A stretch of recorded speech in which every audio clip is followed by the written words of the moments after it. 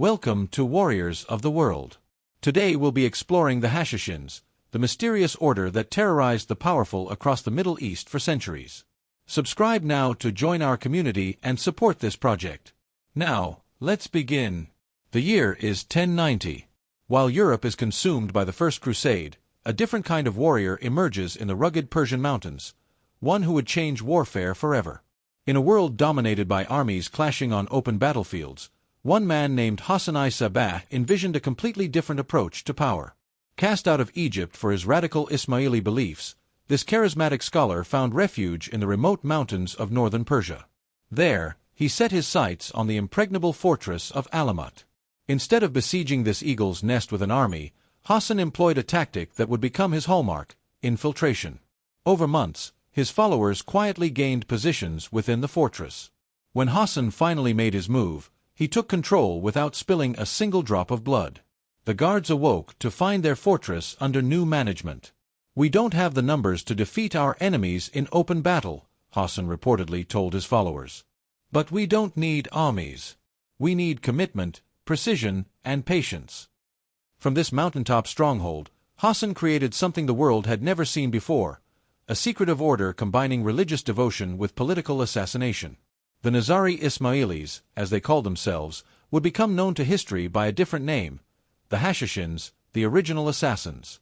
As one Persian chronicler noted, they created fear disproportionate to their numbers, showing the world that a blade in the right place could achieve what 1,000 swords could not. Picture yourself standing in the valley below Alamut Fortress. Above you, sheer cliffs rise thousands of feet, topped by seemingly floating stone walls. Even today, with the fortress in ruins, the sight is breathtaking and intimidating. No wonder it was called Eagle's Nest. This nearly impenetrable stronghold became the headquarters for what would grow into a network of more than 50 mountain fortresses stretching from eastern Persia into Syria. Each was strategically placed to control mountain passes, trade routes, and provide fallback positions should one be compromised. The fortress contained not just military facilities, but extensive libraries, astronomical observatories, and sophisticated water management systems that could sustain the inhabitants during prolonged sieges. The Hashashins were not just killers; they were scholars, scientists, and engineers. Marco Polo later popularized the myth that Alamut contained secret gardens where young assassins were drugged with hashish, hence their name, and allowed to experience an artificial paradise, complete with beautiful women and flowing wine, as a taste of what awaited them in the afterlife if they died on mission. While this story captured European imagination, modern historians doubt its accuracy. What is certain is that Hassan created something unprecedented: a self-sufficient society dedicated to asymmetric warfare against vastly larger powers. From this network of mountain fortresses, the Hashashins could strike anywhere in the Middle East, disappearing back into their mountain strongholds before retribution could be organized. Alamut wasn't just a fortress, explained Dr. Farhad Daftari, leading expert on Ismaili history, when I interviewed him. It was a statement that even the mightiest empires had vulnerabilities, and that power didn't always come from the size of your army. A Hashashin is not born, but made. This saying captures the intensive process that transformed ordinary men into history's most feared assassins. The training began with education. Unlike common thugs or mercenaries, Hashashins were highly educated, studying languages, theology, psychology, and politics. They learned to blend seamlessly into any environment, from royal courts to merchant caravans. Physical training was equally intense. Masters taught them combat techniques from across Asia, focusing on close-quarter killing with minimal equipment. The iconic weapon was the fixed-blade dagger, ideal for concealment and quick, decisive strikes. They learned to move silently, climb seemingly unscalable walls, and endure extreme conditions. But what truly set the Hashashins apart was their psychological conditioning. Candidates underwent a process that modern military trainers would recognize as similar to special forces indoctrination, but taken to religious extremes. They were taught that dying during a mission wasn't failure; it was martyrdom and direct passage to paradise. This created the perfect operative: multilingual, culturally adaptable, physically dangerous, and, most importantly, unafraid of death. A Hashashin could wait patiently for years, integrating into a community, gaining trust, and striking only when the moment was perfect. They weaponized patience, explained military historian Dr. Kenneth Miller during our discussion at West Point. Modern special operations units study the Hashashins because they understood something timeless, that waiting for the perfect moment to strike once is better than striking imperfectly multiple times. What made them truly terrifying wasn't just their willingness to die, but their preference for public assassinations. Unlike most historical assassins who struck from shadows and fled, Hashashins often killed in broad daylight, in public places, making no attempt to escape.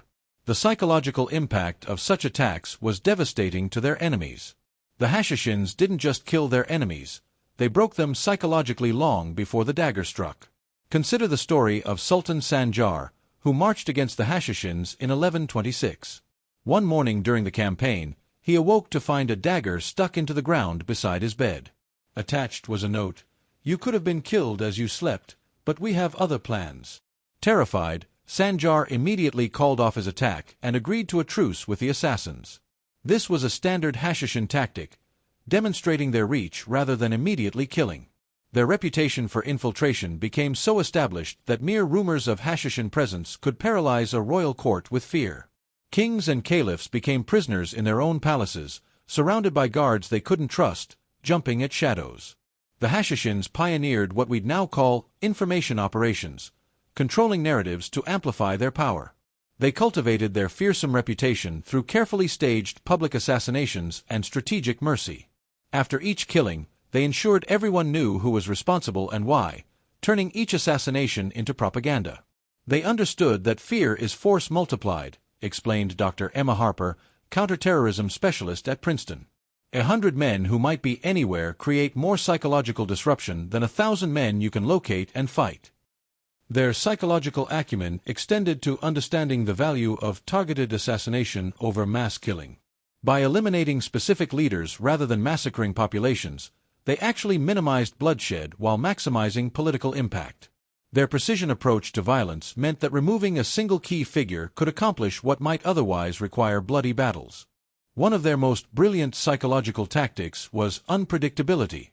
Sometimes they would publicly announce targets before killing them.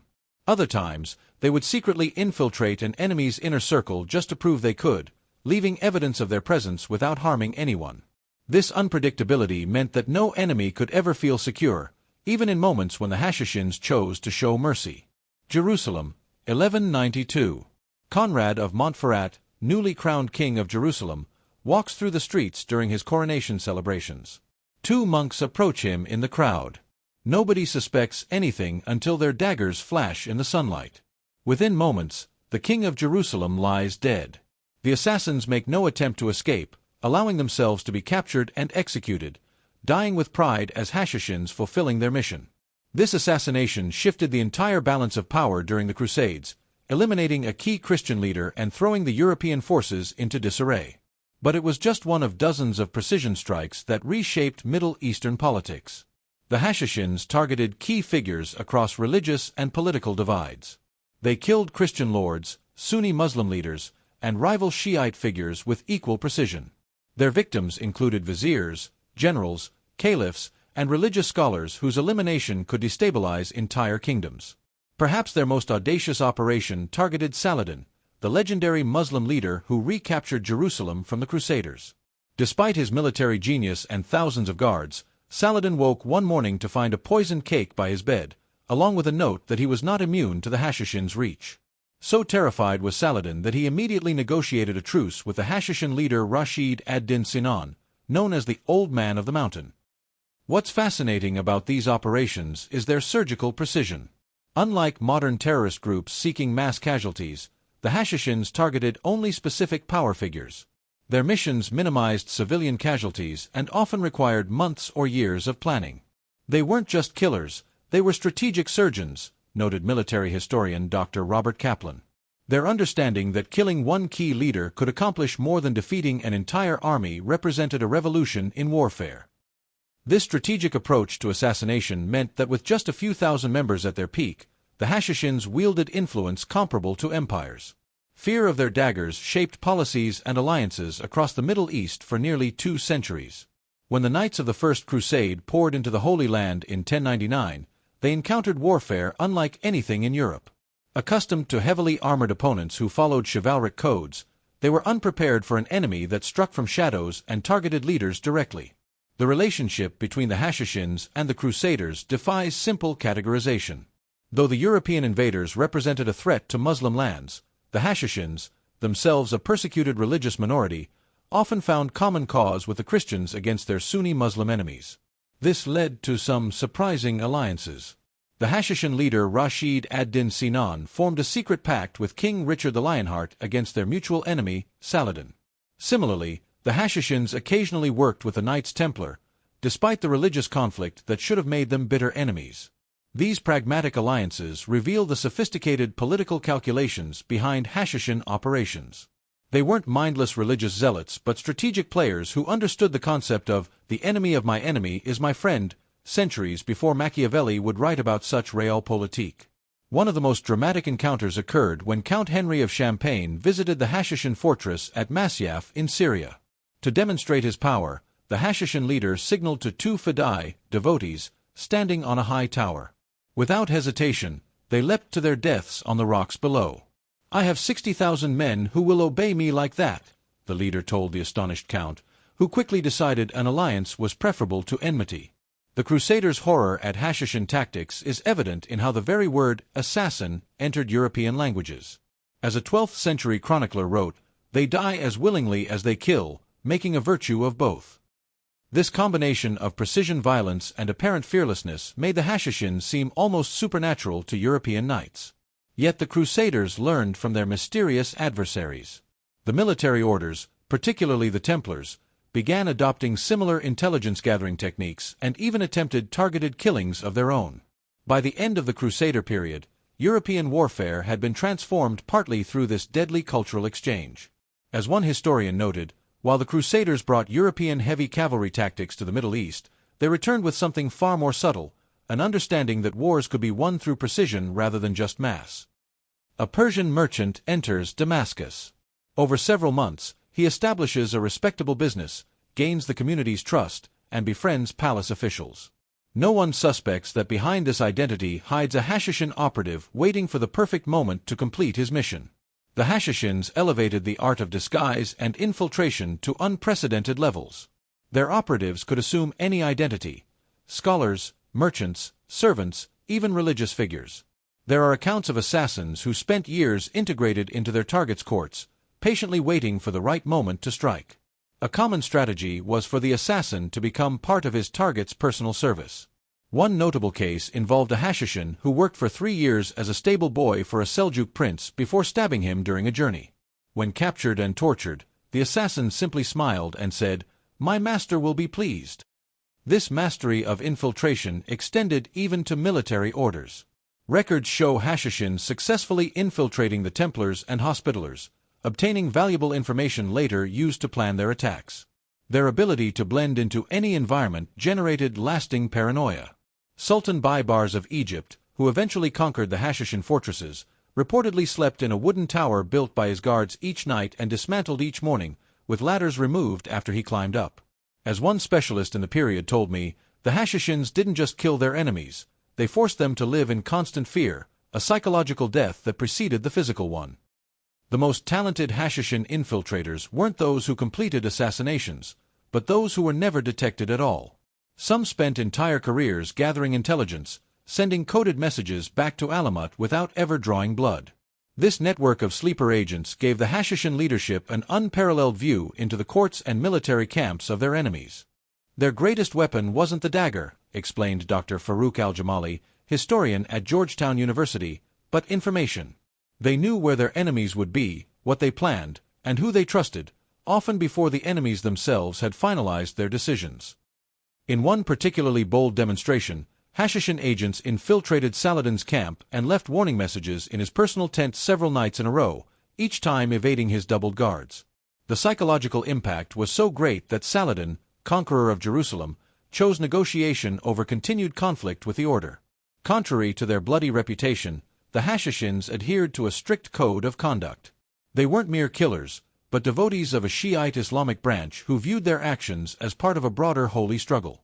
Their philosophy, based on Ismaili teachings, combined aspects of Islam with Neoplatonic and Gnostic influences.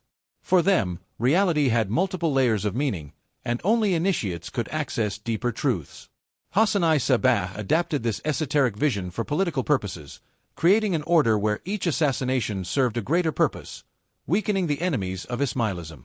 The Hashashin code prohibited killing innocents or people unrelated to their target. They even had rules about how death should occur, preferably in daylight, with witnesses, using only the ceremonial dagger. Poison and backstabbing were considered dishonorable in most cases. This selectivity extended to who could become targets. Hostile religious leaders, enemy generals, and oppressive rulers were considered legitimate targets. However, merchants, artists, or scholars were generally exempt, unless they actively worked against Ismaili interests. A fascinating aspect of their code was prior warning. In many cases, they sent formal threats before attacking, giving their targets the opportunity to change their anti-Ismaili policies. Only if these warnings were ignored would they proceed with assassination. As a manuscript recovered from Alamut's ruins explained, "Our dagger is the last resort when words have failed and injustice persists." This combination of religious fanaticism with a strict honor code made the Hashashins something more complex than mere medieval terrorists. The ideal Hashashin death was public martyrdom. Unlike other assassins who sought escape, Hashashins often made no attempt to flee after completing their missions. This willingness to die was not just operational but philosophical. They believed martyrdom guaranteed immediate entry to paradise. Their brand of extremism was actually constrained by ethical considerations we don't often see in religious violence, explained religious studies professor Dr. Elizabeth Harrington. They killed selectively, warned their targets, avoided civilian casualties, and accepted personal risk, creating a moral framework that distinguished them from indiscriminate killers. This complex blend of mysticism, revolutionary politics, and ethical violence has made the Hashashins difficult for historians to categorize. Were they terrorists, freedom fighters, or religious martyrs? Perhaps they were all three, a reminder that even in our own time, the lines between these categories often blur. After nearly 2 centuries terrorizing Middle Eastern elites, the Hashashins' end came at the hands of an implacable enemy, Hulagu Khan's Mongol hordes, grandson of Genghis Khan. In 1256, Mongol armies arrived at the Elburz Mountains. Unlike previous armies that had tried to conquer Alamut, the Mongols weren't afraid of assassins. The intimidation tactics that had worked with sultans and princes failed against an enemy that placed little value on individual life, even that of their leaders. After a brief siege, Alamut fell. The Mongols showed no mercy. They looted the legendary library, destroyed the fortifications, and executed thousands of Ismailis. Rukn al-Din Kersha, the last Hashashin leader, was brought before Hulagu Khan and later killed while attempting to return to his homeland. Alamut's fall marked the beginning of the end, but not their complete extinction. The Syrian Hashashin survived a few more decades until Mamluk Sultan Baybars, ironically a former ally, conquered their fortresses in 1273. Although he allowed them to maintain some autonomy in exchange for their services as assassins, the order never regained its former power. What makes this fall fascinating is how an organization that had terrorized the most powerful empires for centuries was finally defeated not by tactical superiority, but by a shift in the power paradigm. The Hashashins had perfected the art of killing leaders in societies where a single man commanded entire armies, but this approach lost effectiveness against the decentralized Mongol command structure. As one historian commented, the Hashashins were masters at cutting off the snake's head, but the Mongols were like a hydra with multiple heads. This shift in the nature of military power signaled the end of an era where political assassination could change the course of entire empires. The Mongols' systematic approach to conquest left no room for the psychological games that had served the Hashashins so well. When warning daggers appeared in Mongol tents, the response wasn't fear but accelerated attacks.